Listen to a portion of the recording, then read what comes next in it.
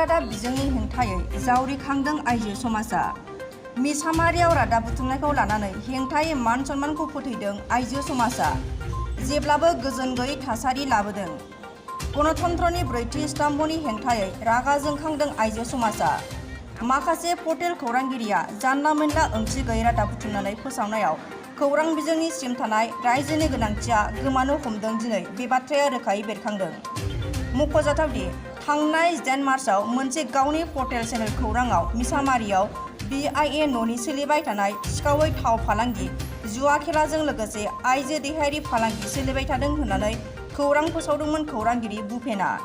नाथाय खौरांखौ फोसावखांनायनि उनावनो मिसामारिनि आइजो समाजा সকলো সাংবাদিক বন্ধুসকলক আজি দুখেৰে জনাব খুজিছোঁ যে আমাৰ বৃহত্তৰ মিছামাৰী এলেকাত এই ধৰণৰ বাতৰি পাই পেলাই আমি সঁচাকৈ নাৰীসকলে মহিলাসকলে আজি দুখিত। আৰু অকল নাৰী নহয়, পুৰুষসকলেও ইয়াত জড়িত। কিয় সকলোৰে ঘৰত ছোৱালী আছে, বোৱাৰী আছে, মাতৃ আছে।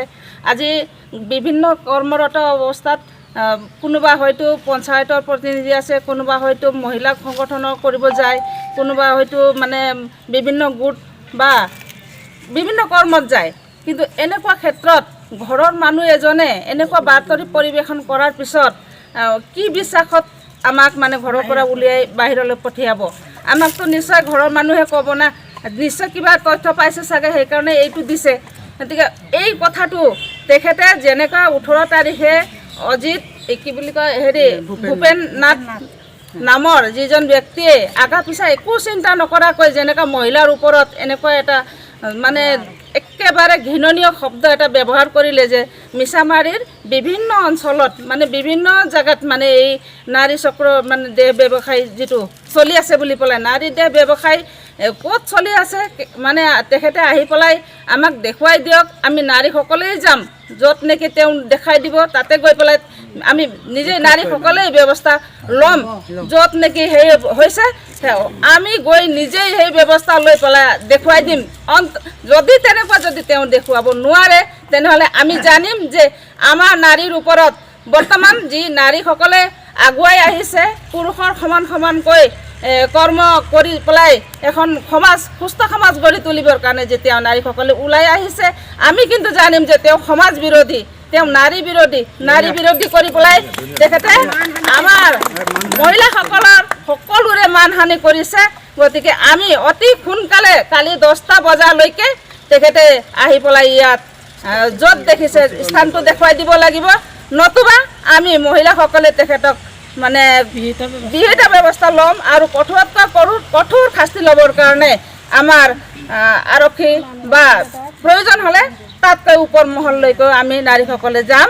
গতিকে আমি আজি এই মঞ্চতে ক'ব খুজিছোঁ যে আপোনালোকে আমাৰ মিডিয়াসকলে আমাৰ মহিলাসকলক যে আজি ইয়াত আহি পেলাই যি প্ৰেছ মিট লৈছে সেই যোগেদি তেখেতে বাতৰি যাওক। বাইদেউ ইতিমধ্যে ফোন কৰিছে, ইয়াত মাতিছে, এতিয়ালৈকে অহা নাই, কিন্তু আপোনালোকৰ যোগেদিও তেওঁ গম পাওক আৰু সোনকালে আহি পেলাই মীমাংসা কৰক, নতুবা তেখেতক আমি আগন্তুক দিনত চেলেঞ্জ দিবৰ কাৰণে ওলাইছোঁ। নাৰী দেহৰ মিছামাৰীত নাৰী দেহৰ ব্যৱসায় কৰে আৰু তাকো আমি কাৰ পৰা এইটো শুনিবলৈ পালোঁ এজন আমাৰ সাংবাদিক বন্ধুৰ পৰা। গতিকে আমি খুব দুখ পাইছোঁ আৰু সেইবাবে আমি আপোনালোকক আমন্ত্ৰণ কৰিছোঁ যে আপোনালোকে আমাক সহায় কৰক। আমি কিছুমান কাম কাজ আমি কৰিছোঁ, ভাল কাম কৰিছোঁ, সেইবিলাকৰে আপোনালোকে আমাক অনুপ্ৰাণিত কৰক। আপোনালোকে আমি ভাবোঁ যে আমাক সাংবাদিক যিসকল আছে আমাৰ ভাই বন্ধু আছে তেখেতসকলে এখন চালি বুলি ভাবোঁ আমি। আপোনালোকে যেন আমাক ৰ'দ বতাহ বৰষুণ এইবিলাকৰ ধুমুহাৰ পৰা আপোনালোকে ৰক্ষা কৰি আছে আৰু আমি আপোনালোকৰ এই ছায়াতে থাকি আমি আচলতে আমাৰ অঞ্চলটোক সুৰক্ষা দিব লাগে, আমাৰ অঞ্চলটো ভাল কাম কৰিব লাগে। আমি তেনেকৈ আমি এটা ধাৰণা লৈ আচলতে চলি আছিলোঁ। কিন্তু তাৰ মাজতে আজি আসাম টকছৰ এই ভূপেন নাথ বোলা আমাৰ এই সাংবাদিক বন্ধুজনে ইমান বেয়াকৈ তেখেতে এটা মানে কথা আলোচনা আপোনাৰ একদম হেৰি দি দিলে প্ৰিণ্টিং মিডিয়াত কি কয় আপোনাৰ ইলেক্ট্ৰনিক মিডিয়াত গ'ল আমি যথেষ্ট দুখ পাইছোঁ আৰু আমি তেখেতৰ ওপৰত আজি এখন এজাহাৰো আমি দিছোঁ কিন্তু আমি এজাহাৰ সেই মুহূৰ্তলৈকে দিয়া নাছিলোঁ যি মুহূৰ্তলৈকে আমি আশা কৰি আছিলোঁ আমি 12টা 20-25 মানত দিছোঁ ন আমি আচলতে চেষ্টা কৰি আছিলোঁ তেখেতক আমাৰ লগত তেখেতে সহযোগ কৰক আৰু তেখেতে জনাওক আমাৰ কোনটো অঞ্চলত আচলতে এনেকুৱা কিবা এটা হৈ আছে তেখেতে জনাইছে যে মিছামাৰী বিভিন্ন অঞ্চল বুলি কৈছে বিভিন্ন অঞ্চলৰ ক'ত হৈ আছে